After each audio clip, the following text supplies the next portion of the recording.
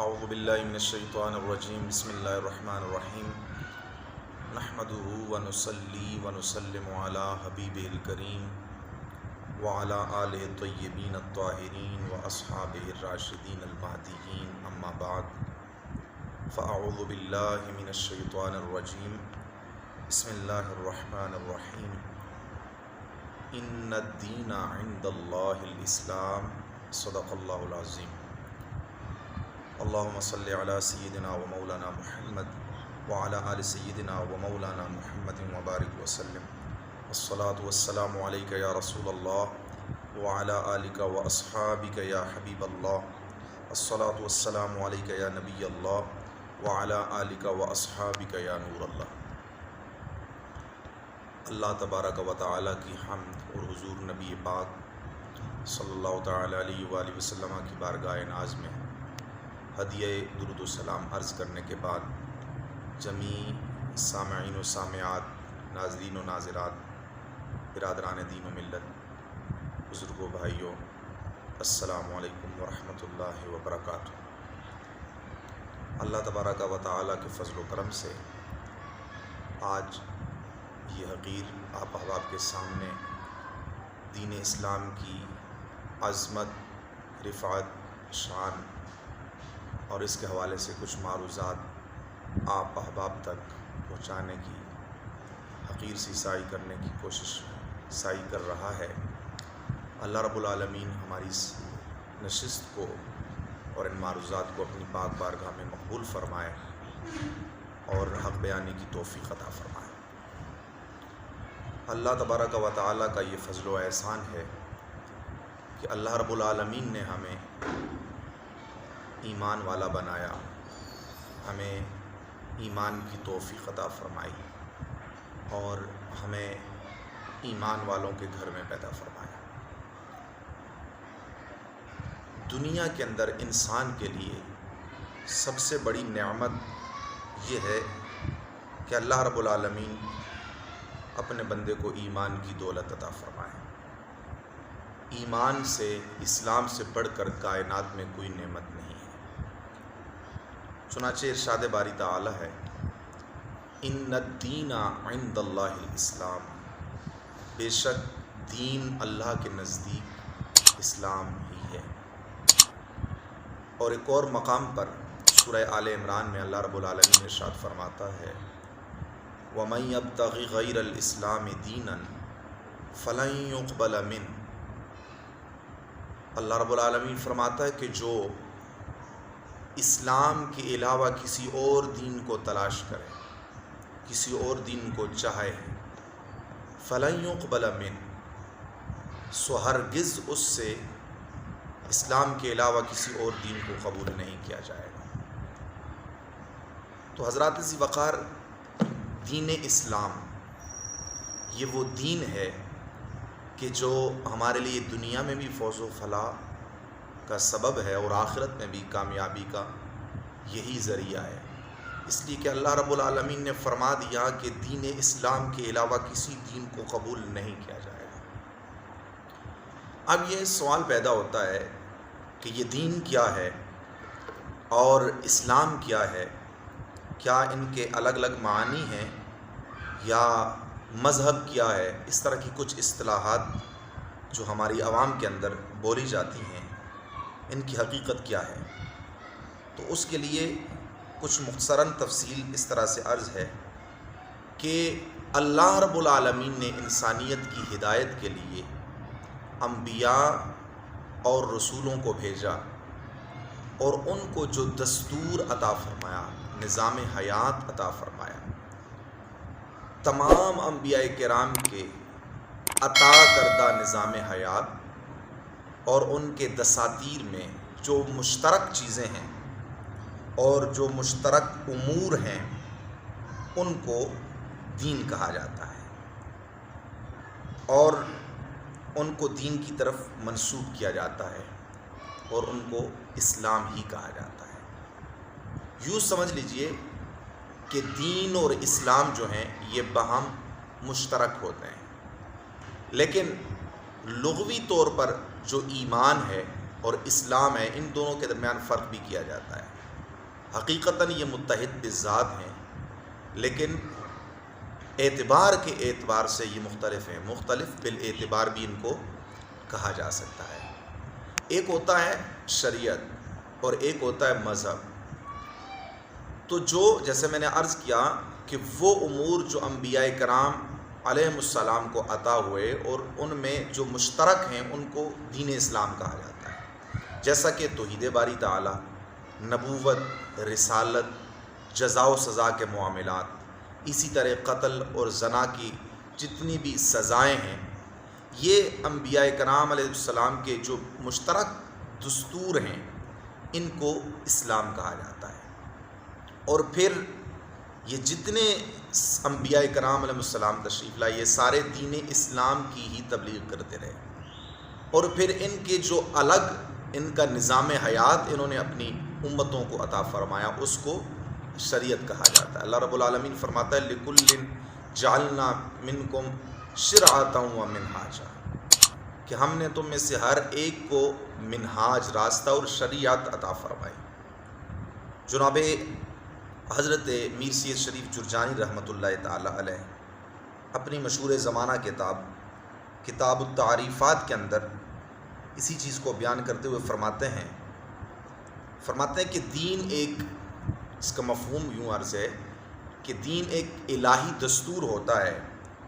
جو رسول اللہ صلی اللہ تعالی علیہ وسلم کے پاس ہوتا ہے، جو عقل والوں کو قبول کرنے کی دعوت دیتا ہے۔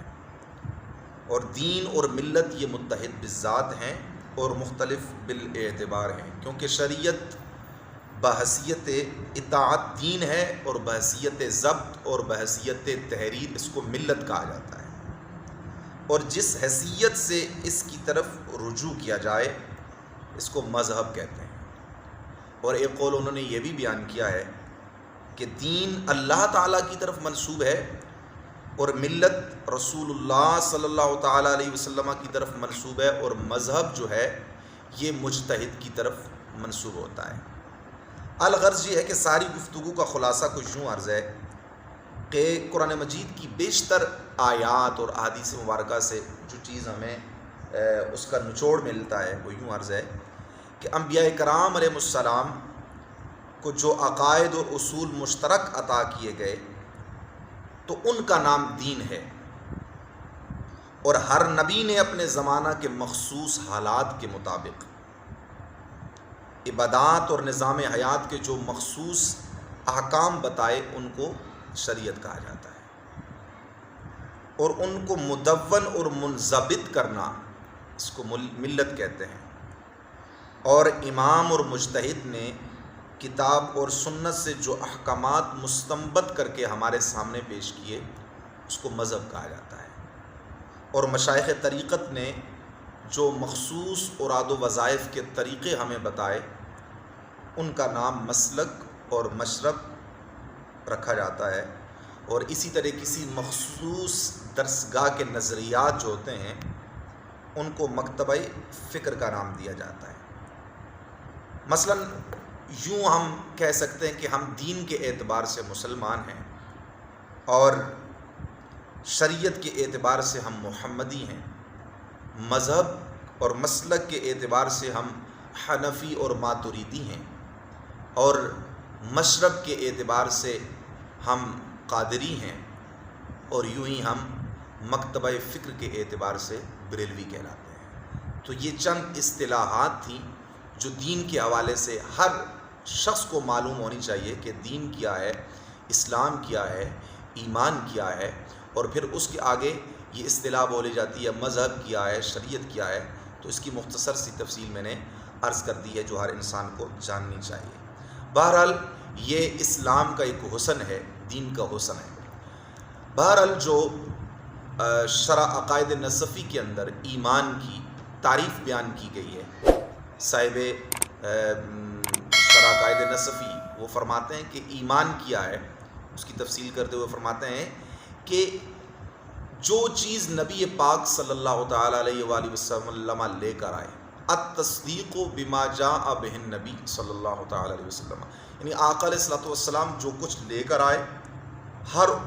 اس چیز کی دل سے تصدیق کرنا، یہ ایمان ہے۔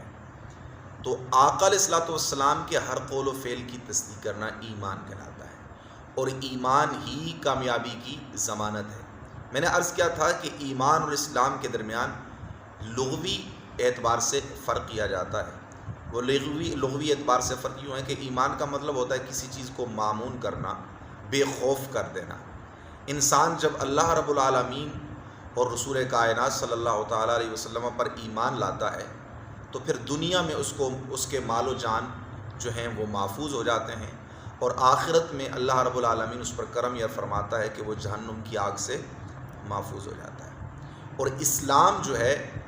اس کا لغوی معنی سلامتی ہے، اور اصطلاح شرع میں تو اسلام وہی ہے جو ایمان کا معنی ہے، یعنی نبی پاک صلی اللہ علیہ وسلم جو کچھ لے کر آئے اس کی تصدیق کرنا۔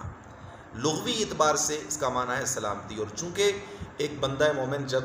اسلام کے دائرہ میں داخل ہوتا ہے تو اس کے بھی جان و مال جو ہیں وہ سلامت ہو جاتے ہیں، اور آخرت میں اس کو سلامت عن النار کا شرف حاصل ہوتا ہے، سلامتی عن النار کا، یعنی جہنم کی آگ سے وہ محفوظ ہوتا ہے، اس لیے اس کو اسلام کہا جاتا ہے۔ بہرحال دین اسلام ہی ہے۔ ہر نبی جو دین لے کر آیا وہ دین اسلام ہی کا پیروکار رہا، لیکن ان کی شریعتیں چونکہ مختلف ادوار کے مطابق، ان کے نظام حیات کے مطابق ان کے کچھ جو مختلف امور تھے، مختلف احکامات، ان کو شریعتیں کہا جاتا ہے۔ اسی اعتبار سے بعض اوقات ان کے جو ادیان ہیں ان کو مختلف ناموں سے بھی پکارا جاتا ہے، جیسے دین عیسوی کہا جاتا ہے، دین موسوی کہا جاتا ہے، دین ابراہیمی کہا جاتا ہے، تو وہ ایک اور اعتبار سے اس کی تقسیم کی جاتی ہے۔ بہرحال ہر نبی جو تبلیغ دین کے لیے آیا ہے وہ اسلام ہی کے لیے انہوں نے تبلیغ کی ہے اور اسلام کا ہی پیروکار رہا۔ آخر میں نبی پاک صلی اللہ تعالیٰ علیہ وسلم تشریف لائے، آپ خاتم النبیین بن کر تشریف لائے، تو آپ علیہ الصلوۃ والسلام کو اللہ نے جو دین عطا فرمایا اس کو دین اسلام کہتے ہیں۔ اب اللہ رب العالمین نے یہ حکم ارشاد فرما دیا کہ اب کامیابی اور فلاح دین اسلام کے علاوہ کسی اور دین میں نہیں ہے، یعنی یہودیت، عیسائیت، نصرانیت، بودھزم اور جتنے بھی ادیان ہیں، فرمایا اب وہ سارے منسوخ ہو چکے، اب اللہ کی بارگاہ میں جو مقبول دین ہے وہ دین اسلام ہے۔ اور ہمارے لیے یہ اعزاز کی بات ہے کہ اللہ رب العالمین نے ہمیں ایمان والا بنایا، آقا علیہ الصلوۃ والسلام کی محبت ہمیں عطا فرمائی، اور بالخصوص جو ہمارا طبقہ ہے جس کو علماء اور طالبان دین کا طبقہ کہا جاتا ہے، اللہ نے ہمیں دین کے ساتھ لگایا، دین پڑھنے کا اور دین پڑھانے کی ہمیں اللہ نے توفیق عطا فرمائی، تو یہ ہماری خوش نصیبی ہے، اس لیے کہ یہ وہ ایجنڈا ہے اور یہ وہ خوش نصیبی ہے کہ جو اللہ نے اپنے محبوب انبیاء کو عطا فرمائی تھی، اور ہمیں وہ طریقہ عطا فرمایا کہ ہم دین پڑھ رہے ہیں اور دین پڑھا رہے ہیں۔ اور یہ بھی یاد رہنا چاہیے کہ ہماری عزت دین کے ساتھ ہے، ہمارا وقار دین کے ساتھ ہے۔ ہم کب تک دین سے بھاگتے رہیں گے اور دینی احکامات سے ہم جو ہے فروگزاش کر کے اپنی زندگی بسر کرتے رہیں گے؟ میں اپنے سارے سامعین سے اور اپنے ناظرین سے یہ کہنا چاہوں گا کہ آئیے، ہماری عزتیں جتنی ہیں وہ دین کے ساتھ جب وابستہ ہیں، ہم اپنے آپ کو مسلمان کہلاتے ہیں، ہم کلمہ پڑھتے ہیں، تو پھر ہم حقیقی مسلمان کیوں نہ بنیں، اور ایسے مسلمان بنیں کہ ہمارے ظاہر اور باطن سے دین کا رنگ نظر آنا چاہیے، اسلام کا رنگ نظر آنا چاہیے۔ ہمیں جب کوئی دیکھے تو کہے کہ یار واقعتاً یہ رسول اللہ کا غلام آ رہا ہے، یہ دین والا آ رہا ہے اور یہ اسلام والا آ رہا ہے۔ یہ آج کیا وجہ ہے کہ ہم دین سے کتراتے ہیں؟ اگر ہم نے داڑھی رکھ لی تو ہم سمجھتے ہیں کہ پتہ نہیں ہم بدے لگیں گے، برے لگیں گے، ہمیں شرم آ جاتی ہے۔ اگر ہم امامہ شریف باندھ لیں گے تو لوگ ہمیں پتہ نہیں کیا کہیں گے۔ یہ یاد رکھیے کہ یہ اس نبی کی سنتیں ہیں جو کائنات کے اندر سب سے خوبصورت ترین ہستی ہے، جو محبوب رب العالمین ہے اور جو ساری کائنات کو حسن کی خیرات عطا کرنے والے ہیں۔ حسن یوسف پہ کٹی مصر میں انگشت زنا، سر کٹاتے ہیں تیرے نام پہ مردان عرب۔ اور تاجدار گولڈا نے کہا تھا کہ ما احسن کا ما اجمل کا، سبحان اللہ ما احسن کا ما اجمل کا، کتھے مہر علی کتھے تیری ثنا، گستاخ اکھیاں کتھے جاڑیاں۔ تو داڑھی حضور نے سجائی تھی، نمازیں میرے آقا نے پڑھی تھی۔ یہ سنتیں جو بیان کی جاتی ہیں، یہ طریقہ دین کا بیان کیا جاتا ہے، یہ طریقہ ہمیں حضور نے عطا فرمایا۔ تو تو یہ ہمارا ایمان ہے کہ حضور سے بڑھ کر کوئی حسین بھی نہیں ہے، حضور سے بڑھ کر کوئی باکمال بھی نہیں ہے، اور ہمیں جو کمال ملے گا، ہمیں جو حسن ملے گا، ہمیں جو زندگی کا چین ملے گا، وہ یقیناً دین کے اندر ہے، اللہ کی محبت میں ہے، اور اللہ کے رسول کی محبت میں ہے، اللہ کی یاد میں ہے، اللہ کے ذکر میں ہے، اللہ رب العالمین کی بارگاہ میں لو لگانے سے ہے۔ جب انسان اپنے رب سے لو لگاتا ہے تو اس کا جو قلب ہے وہ روشن ہوتا ہے، جب وہ دین والا بنتا ہے۔ حضرت سیدنا صدیق اکبر رضی اللہ تعالیٰ عنہ کا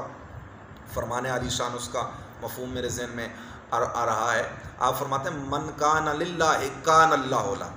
آج ہم بھاگتے پھرتے ہیں کہ پتہ نہیں ہمارا گھر کا سکون برباد ہو گیا، ہماری اولاد ہماری باتیں نہیں سنتی۔ یقین کیجئے اگر ہم دین کے ساتھ مخلص ہو جائیں، اسلام کے ساتھ مخلص ہو جائیں تو ہماری ساری پریشانیاں ختم ہو جائیں۔ مولا صدیق اکبر نے فرمایا کہ جو اللہ کے کاموں کے لیے لگ جاتا ہے، اللہ تعالیٰ اس کے کاموں میں لگ جاتا ہے، اور خود اللہ رب العالمین بھی یہی فرماتا ہے من اعرض عن ذکری فإن له معیشۃ ضنکا، کہ جو ہمارے ذکر سے اعراض برتتا ہے تو ہم اس کی معیشت کو تنگ کر دیتے ہیں۔ سو میری دعوت ہے تمام ایمان والوں کو، تمام غلامان مصطفیٰ صلی اللہ تعالیٰ علیہ وسلم کو آئیے ہم جب مسلمان ہیں تو حقیقی مسلمان بنیے۔ ہماری زندگی کے اندر، ہماری نشست و برخاست کے اندر، ہمارے اقوال اور افعال کے اندر، ہمارے کردار کے اندر، ہمارے زندگی کے معاملات کے اندر، ہماری عبادات کے اندر، ہمارے اخلاق کے اندر، بلکہ ہماری زندگی کے ہر عمل کے اندر دین کا رنگ نظر آنا چاہیے، جس کو کہتے ہیں کہ غمی کے اندر اور دکھ کے حالت میں تو ہر کوئی رب کو یاد کرتا ہے۔ مزہ تب آتا ہے صاحب کہ انسان اپنی خوشیوں میں بھی مالک کو یاد کرے، اپنی